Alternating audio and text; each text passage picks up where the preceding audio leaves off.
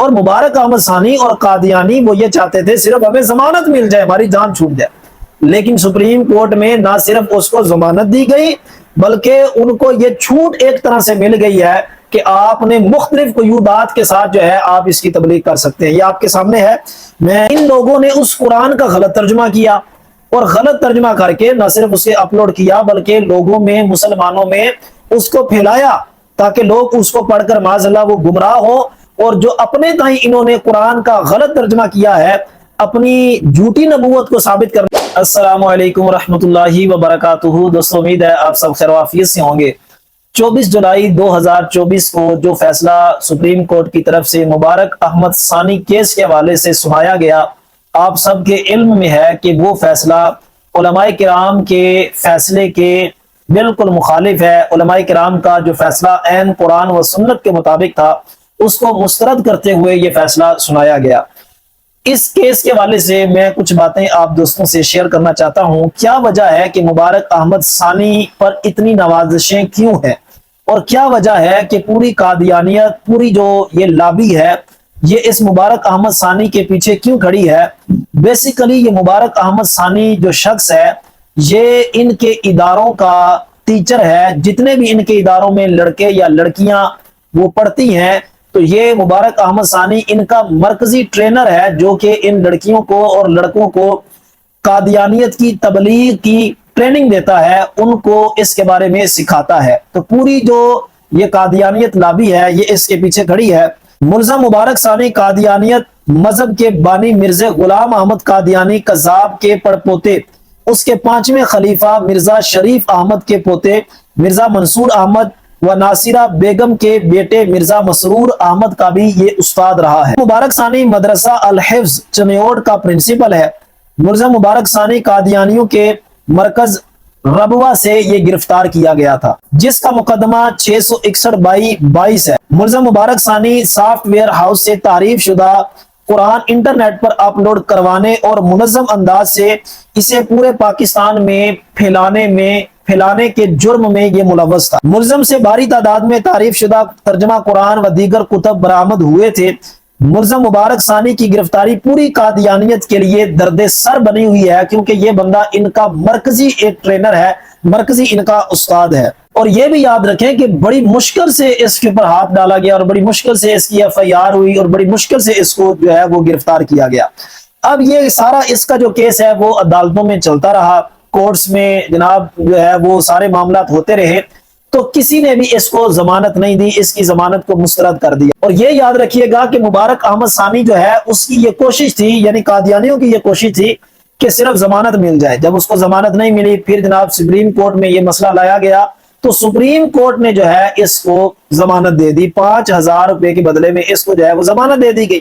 اب پھر یہ مختلف پیشیاں جو ہوئیں اس ضمانت کے بعد علماء کرام نے اس مسئلے کو نظر ثانی کے طور پر پیش کیا کہ اس پر نظر ثانی کی جائے۔ پھر اس کی پیشیاں چلی، فروری کے اندر اس کی پیشی چلی،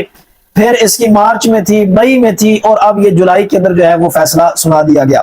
اب جو ضمانت دی گئی تھی بجائے اس کے کہ اس ضمانت کو رد کیا جاتا، اس ضمانت کو واپس لے لیا جاتا،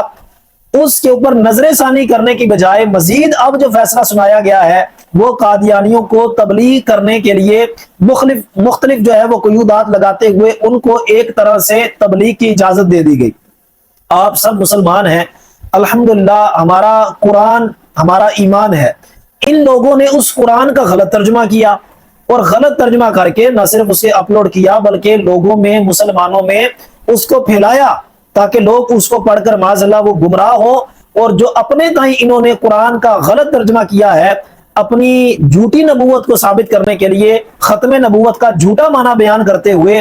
وہ جو ان کی کتب ہے، وہ جو ان کی کتابیں ہیں وہ لوگوں کے اندر انہوں نے شیئر کرنا شروع کر دی۔ اب یہ کتنا بڑا سنگین جرم ہے، اور مبارک احمد ثانی اور قادیانی وہ یہ چاہتے تھے صرف ہمیں ضمانت مل جائے، ہماری جان چھوٹ جائے، لیکن سپریم کورٹ میں نہ صرف اس کو ضمانت دی گئی بلکہ ان کو یہ چھوٹ ایک طرح سے مل گئی ہے کہ آپ نے مختلف قیودات کے ساتھ جو ہے آپ اس کی تبلیغ کر سکتے ہیں۔ یہ آپ کے سامنے ہے، میں یہ اور تو کافی جگہ ہے لیکن یہ جو ہائی لائٹ کیا گیا ہے ذرا آپ اس کو دیکھیے گا۔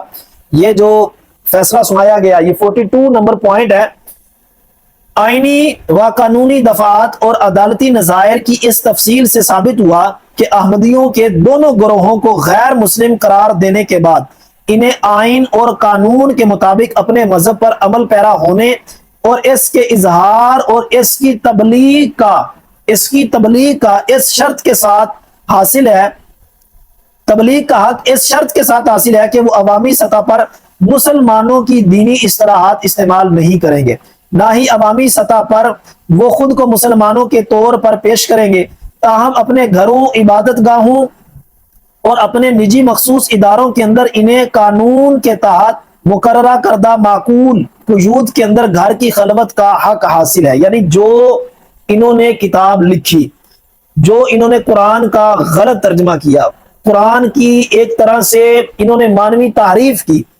उसके ऊपर उनको सजा नहीं दी गई, बल्कि उसके ऊपर उनको तबलीग की इजाजत दे दी गई। उसको मखसूस कयूदात लगाते हुए आप जो है वो उसकी तबलीग कर सकते हैं। अपने घरों के अंदर, अपनी खलवत के अंदर आप मजीद माज़अल्लाह अस्तगफिरुल्लाह कुरान का अपनी मर्जी से तर्जमा करें, हदीसों का अपनी मर्जी से तर्जमा करें, अपनी झूठी नबूवत को साबित करने के लिए। तो असल मसला ये है कि मिर्ज़ाइयों को, अहमदियों को ये छूट मिल गई है कि वो लोग अपनी मर्जी के मुताबिक जो मर्जी है वो कुरान का तर्जमा कर दे, जो मर्जी है वो मानवी तारीफ कर दे, जो मर्जी है वो हदीसों का तर्जमा बयान करते हुए, मानवी तारीफ करते हुए वो लोगों के अंदर जो है वो तबलीग शुरू करें, बस अपने आप को मुसलमान ना कहें। तो भाई जो कुरान की बेहुरमती की जा रही है, जो कुरान की गुस्ताखी की जा रही है, जो हदीसों की गुस्ताखी की जा रही है, अपनी मर्जी का माना बयान किया जा रहा है, तो ये किस तरफ जाएगा? ये जुर्म किसके खाते में आएगा? तो इसलिए ये फैसला बिल्कुल ऐन कुरान व सुन्नत के मुखालिफ है। वो लोग तो सिर्फ जमानत मांग रहे थे और इस फैसले में उनको जमानत के साथ साथ जो है वो मजीद छूट भी मिल गई है। तो दोस्तों ये हकायक हैं जो आपके सामने रखे गए, और हर एक जी शऊर, हर मुसलमान जिसके दिल के अंदर नूर ईमान है, वो इस फैसले की बारीकियों को समझता है, वो इस फैसले की जो कुरान व सुन्नत के बिल्कुल मुताबिक नहीं है, वो इसके फसाद को समझता है। अल्लाह तबारक व तआला इन कादियानियों के फितने से उम्मत मुसलमा को महफूज फरमाए। अल्लाह तबारक व तआला हमारी नस्लों को ताजदार खत्म नबूवत का नारा लगाने के साथ साथ ताजदार खत्म नबूवत का काम काज करने की तौफीक अता फरमाए, ताजदार खत्म नबूवत का काम करने की तौफीक अता फरमाए।